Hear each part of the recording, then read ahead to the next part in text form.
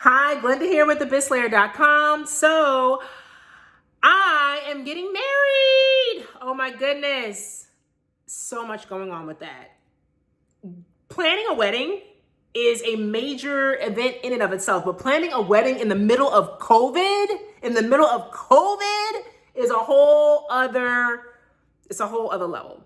I think that I am going to do some tips and share tips with brides on how to navigate COVID and keep yourself sane because, oh my goodness, I've learned so much. But I have to say this, that the strategies that I share on the bizslayer.com and on my social media accounts, IG, Facebook, YouTube, etc., are strategies that I use in my own career, and it really put me in a strong financial position. My fiance and I are both in a strong financial position to have our dream wedding. And I'm telling you, this wedding is not put together with bubblegum and tape, honey. This is cash, a lot of cash. But we're able to do it debt-free and not having to do things that would sometimes put households backwards in their finances, like tapping into retirement, 401ks, and things like that. We're not having to do any of that. Everything debt-free, everything cash. And I'm telling you, these strategies are game changers. So I wanted to jump on here because I know I wanted to do a live yesterday and just so much going on. Did not get a chance to do the live, but I wanted to share the 2 tips that I really think are important when we're talking about performance reviews. Thank you for the feedback that you gave me on the performance review video. If you haven't seen my performance review training, you want to check that out. There are some important tips to maximize your payout during performance review period. Really, you should be managing your performance throughout the entire year, and I talk about that on that training. You definitely want to check that out. I want to give you 2 more tips that you want to make sure that you do. One, you want to make sure you do, and the other one, you want to make sure that you don't do. Okay, so one thing that you want to make sure that you do when you're writing your performance review, you want to make sure that you are linking the competency that you demonstrated with the result. What I see sometimes is people will put that here was the goal and this is what I did to meet the goal or exceed the goal. So they talk about the activity, they talk about the tasks that they completed, but what was the specific competency? And maybe that competency was being detail oriented. Maybe it was being organized, effective communication skills, leadership, whatever that competency was that you used to get that result, you want to make sure that that is highlighted very clearly. It is extremely important. Why? Because you're getting paid for your skills. You're getting paid for your experience, right?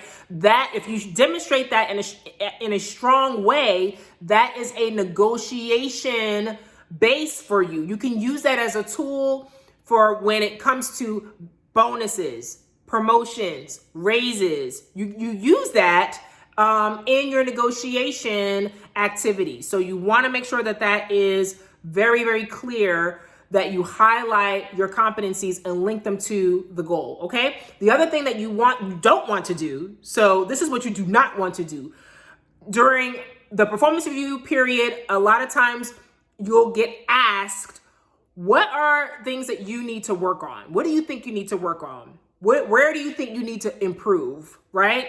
I'm telling you, and people are not going to tell you this, but I'm going to tell you this. Never, ever say this. Do not say what you need to work on. Okay? I'm telling you what I know. I know it sounds crazy, but I'm telling you, do not write down, I need to work on better communication skills. I need to work on being better organized. I need to work on team building. Don't say it. I'm telling you, don't do it.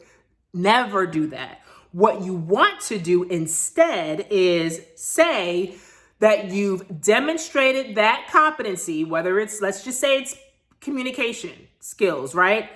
That you want to further expand in that communication skill, that competency. You want to further expand it in these specific areas. So you want to identify areas where you can further expand what is already a strength for you, because if it wasn't, you wouldn't have gotten the results, right? So what is an area that you want to further strengthen and expand in? I can't stress enough how important this is. So identify maybe some projects that you can work on that will allow you to demonstrate that competency in a greater way. Maybe there are opportunities for you to take on leadership in certain areas where you can demonstrate that skill in a greater way. But you want to do that. Why? Because what can happen is if you write down, oh, I need to work on better communication skills, when it comes down to promotions and opportunities, you're going to be seen as deficient in those areas.